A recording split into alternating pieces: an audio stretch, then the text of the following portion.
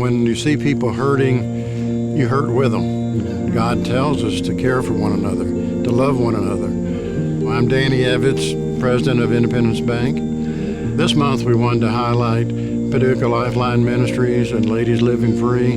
We feel like organizations like this are not noticed in the light that they should be. These people are trying to change their lives and they need a little boost. And that's where we feel like Independence Bank can help.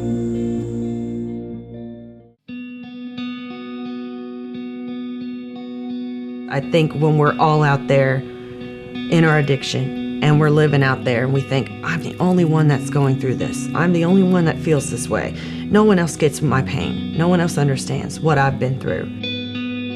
That's certainly not true. The support that is here, and women like me now, I'm going to be here for you to, walk you through this. I had other sisters that were above me, and they helped me walk through it. They helped remind me, look, this too shall pass. We're just going to make it through this day. Just think about today, and we're here for you. When you're in addiction, you're lost. You're scared. It is a almost moment by moment darkness. I would say that it's different for everybody, but for most people, it's trying to numb something they don't want to feel. I was in addiction for 20 plus, probably 25 years. I started at 12. My rock bottom was getting arrested in front of my children. I decided then, I told them then it wasn't their fault, it was my fault. So I owned my addiction that day. If you don't know how to do something, you have to learn. So I went to people who knew more about it than I did, other than just the fact of being addicted. I put trust in God and to the people at Lifeline. For someone who was in my position, it's okay to ask for help. There are people who will help you, not judge you, who can give you the tools to beat addiction. It's okay if you feel ashamed. It's okay if you feel broken, because they'll love you just the way that you are.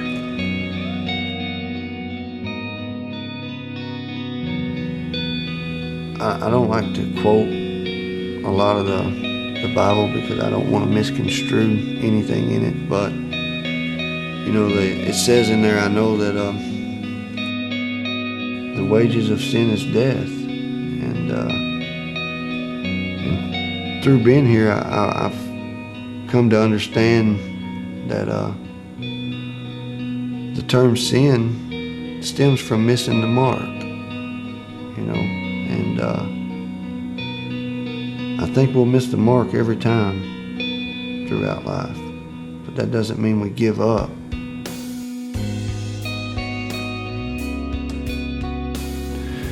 My life at a very young age started off in institutions. I began to place my self-worth and value in so much of material things. I lost focus of who I was. I'm 35 years old. I spent 13 years total incarcerated. I went out and I approached life to my understanding. I didn't have anybody to teach me how to be a man, to teach me, to be responsible, how to be responsible in life. If I wanted to keep my family together, to be the person that I knew I could be, I had to do something different. So I come into Lifeline here, and the director and them, I know them for several years, and I seen the peace that they had in their life. When his wife looked at him, I seen the love she had for him, and I wanted that, for my wife and I. As I went around here and I would see little scriptures, I started to think about things, and I started to self-evaluate not only how my addiction and my lifestyle has affected my life, but how it's affected and impacted everybody around me. Love is important to somebody in addiction because you quit loving yourself. You quit loving the people around you, and you lose sight of how it feels to be loved.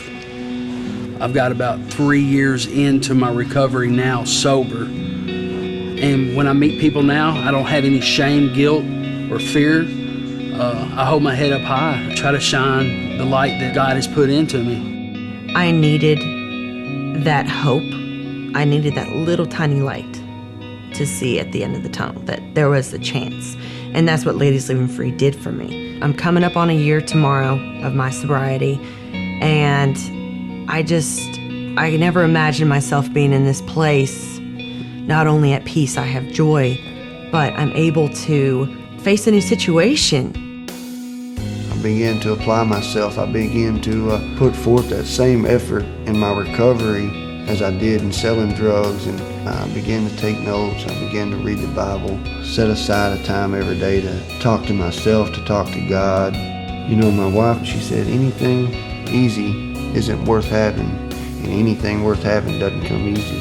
The more work I put into it, the more truth I got out of it.